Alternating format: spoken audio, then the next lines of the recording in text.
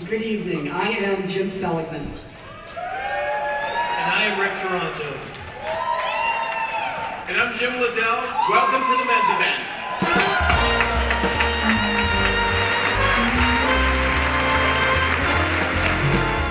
Every year, Fenway Health hosts a gala for the gay community in Boston and beyond to garner financial support for its many LGBT health services and programs. This year's men's event drew over 1,400 gay and bisexual men, transgender people, friends and supporters, and successfully raised more than $520,000. Several in attendance took a moment away from the celebration to reflect on their lives and how, despite cultural, familial, and geographic barriers, it really did get better. Hey guys, hi there. Hi, I'm Al, and it does get better.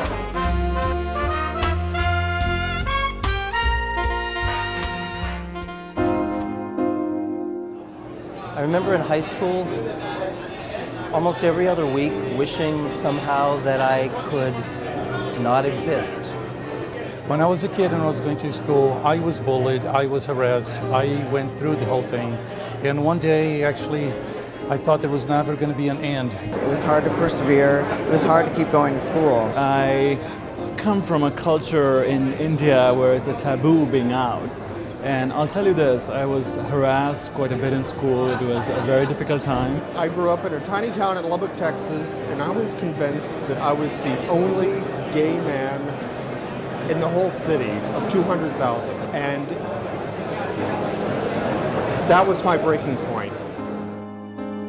I have been harassed as a lesbian parent, and I'm transgender, and I'm one of the people who came out when there was no transgender community. I grew up in a very strict Cuban Catholic family, and I had no idea what was going to happen in my life. I will never forget when I was in Catholic school, we were practicing for choir, and the teacher came up to me and basically just called me a big fag in front of all of these kids, my whole class.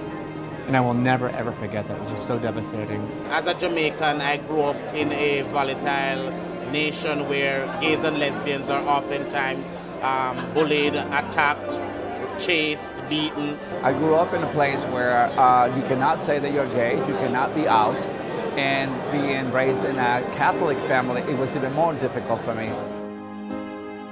86% of LGBT students experience abuse or harassment at school. 89% of transgender students have been verbally harassed in the past year at school because of their gender expression and/or their sexual orientation. My name is John. I'm here to say now that it gets better. I am so happy that I do exist. It absolutely gets better. You know what? It does get better. Don't be afraid. Find someone that you can trust and someone you can talk. And some folks like us will always be there to help you. You know, I came out to my mother and said, hey, Mom, I am very gifted to be gay. And she hugged me, she cried, we cried together. And she said, you know, it doesn't matter, I love you. So, you know, we underestimate our parents. I'm in a better place. I've made a good life for myself. It gets better. It does get better, absolutely. Enjoy. It gets better.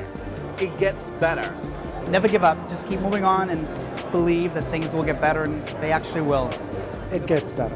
It really does get better. The community is there. We support you. We love you, and it absolutely gets better. It will get better. Do what you want to do. Don't worry, you'll get through it. It gets better. It really doesn't matter who you love, whether it's a man or a woman. What's most important is that you have the capacity to love and you have the ability to show it. It gets better. Kids, it'll get better. It definitely gets better. Not only gets better, it gets fabulous, it gets fantastic, it gets liberating, it gets exciting. It gets better. It gets better.